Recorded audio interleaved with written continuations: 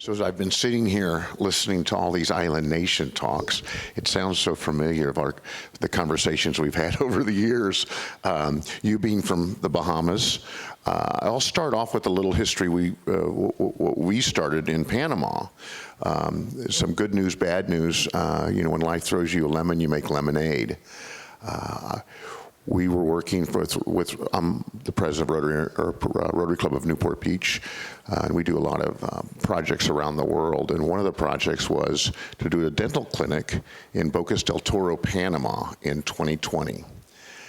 So I went down a few days early to set up the clinic, and they notified me when I landed that they've just closed LAX, Panama City, and the local airport for COVID. So I was stranded there for 4 months with nothing to do, and I'm a PADI master diver, and started diving there and noticed that there was the coral reefs were all dying, bleached out.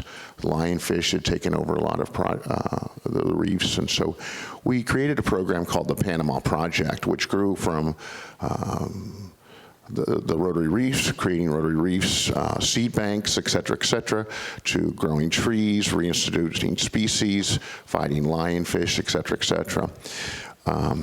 And this seems to be a great, concept through Rotary, and we're going to start expanding it. And just real quick, can I get raise your hands if you're a Rotarian or if you know a Rotarian? Okay, a majority of the room is a Rotarian or knows a Rotarian. So we're called People of Action, and this, our coming theme is create lasting impact. So we're going to grow the Rotary Reef program and the Panama program to a lot of other different island nations. And then, like I say, Barry was one of my mentors in 2019. He started working as getting the Rotary, or you've been working longer than that on that, but for environmental things, and you were quoted as saying, your island will be underwater in X amount of years. So why don't you talk to us about the similarities and what we're doing, and what you've learned here today and over the conference, the similarities between Tonga and the Bahamas. Thank you, Steve. It's really good to be here and hear the stories around the world, because when I hear the Prime Minister of Tonga talking, I'm thinking he's talking about my country. There's so many similarities. We have 726 islands.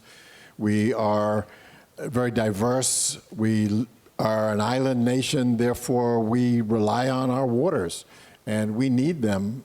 We get 12 million tourists a year with a 400,000 population, but they come because we have reefs they want to go see.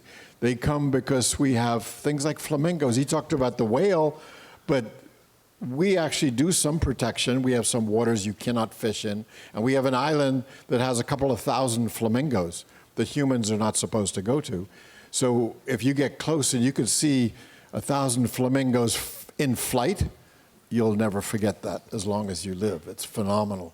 So we haven't seen the whales, but we certainly have others that make you appreciate nature, and all of us need to have that appreciation for what we have. So small countries, we're concerned.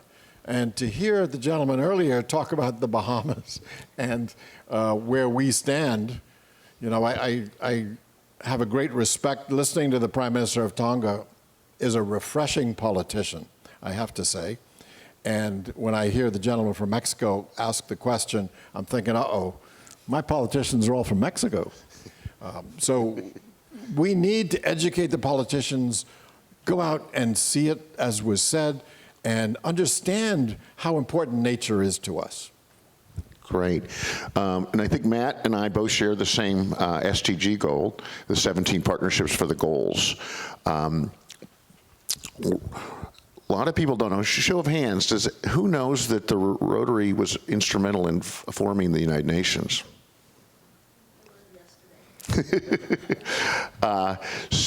So one of my goals when I met with Trammell 4 years ago, I spoke at EarthX 4 years ago, and he said, Steve, he says, what do you think? And I says, well, I've been here a few days, and I've worn my Rotary pin, and I haven't seen one Rotary pin. And he says, how are we going to change that? I said, well, let's start introducing Rotarians into this. So we started the Rotary Experience 4 years ago, and every year it's grown about 25%, including, well, this year it grew over 75% over last year because we had an expo center. So if anybody has not visited the Rotary Experience, it's in the Trinity Expo Center, and we have a lot of things going on there. But back to the Rotary Club and partnerships.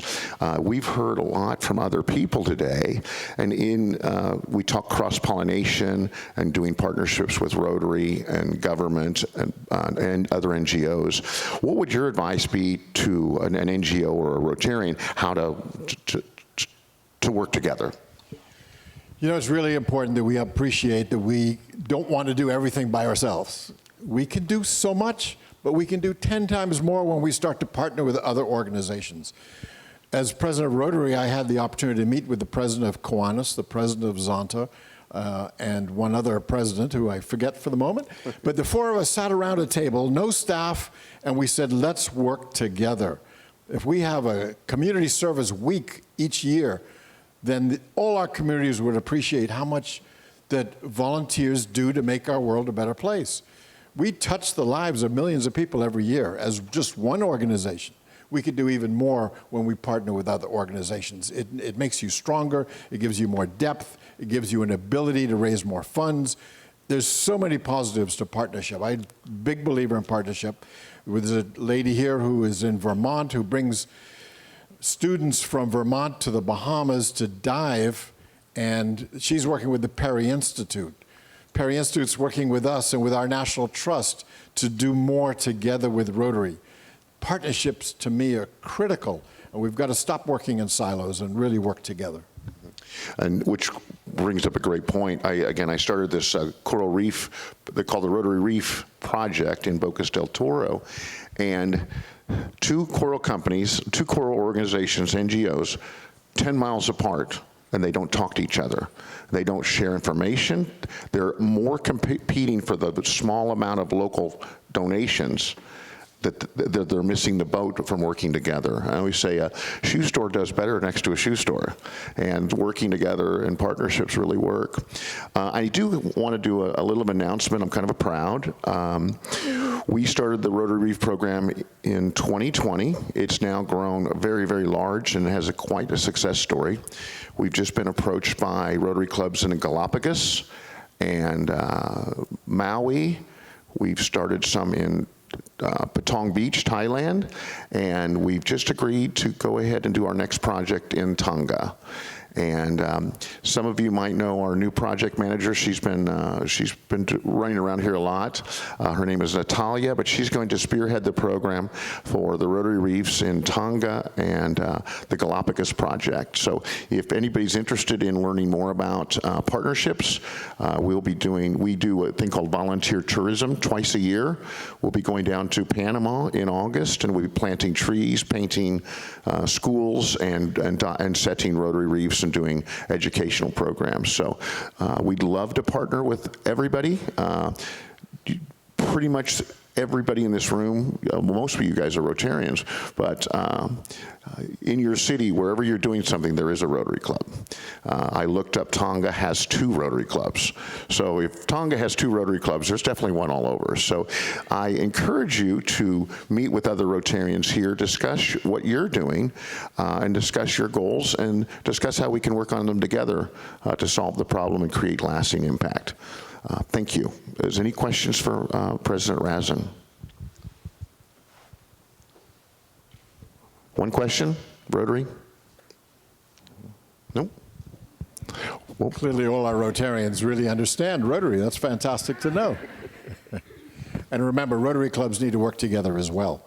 Some Rotary clubs want to work in silos. We need to come together. On my island, we have 9 Rotary clubs and a population of 200,000. We meet as presidents of those clubs every single month, so we are all working together. Really important. We have a question. I'll show my complete ignorance. I was in the minority of people who did not raise their hand about Rotary. I grew up in Dallas, and somehow I still don't know really. I don't know. I've heard the term Rotary Club my entire life, and I still don't really know what it means. Yeah, that's sad, but I understand that. In the early days of Rotary, we were so proud of what we did, we didn't feel we should talk and brag about it. Today, we're trying to change that, because we need to tell you, because the more you hear about it, the more you want to join us and do what we do. We're an organization that believes that we should make our world a better place. And we do that in 200 countries around the world. We got 47,000 clubs, 1.4 million members. And we have a foundation that has over $2 billion in endowment fund. And we raise some $500 million every year to do projects around the world. And clubs can apply for a global grant to do projects in 7 areas that we focus on. The environment being the newest, and I'm really proud to say that I was part of creating that as a new area we focus on. The others, we have education, we have economic community development, we have maternal and child health, we have disease prevention, we have water and sanitation, peace, because over all of this, if we do these things, we're going to make our world more peaceful. And we have to remember that's really the fundamental object of what we do. And then finally, we added the environment. What constitutes eligibility? All you have to do is know a Rotarian and ask them, tell them you have an interest in joining a club. And it looks like you might have one right there at the table. And she will invite you to the club. A Rotarian has to propose you to the club. If you're a good person, you should be a Rotarian. And there's an information booth down, a Rotary membership booth at the Environmental Experience. It's free to attend. We've got 8 stages and 150 speakers and some other things going on there. So, and I have to tell you, I've been a Rotarian for 46 years. Rotary changed my life. When I go through hard times, my Rotary Club is there with me to support whatever the issues are. And they taught me how to give back to make our world a better place. okay. Oh, thank you so much. We're at it. We're going to get the hook here in a second. And thank you, Mr. President Rassin, and thank you, Matt, for having us and all that you've done in this area. You're amazing. Thank you. Thank you all.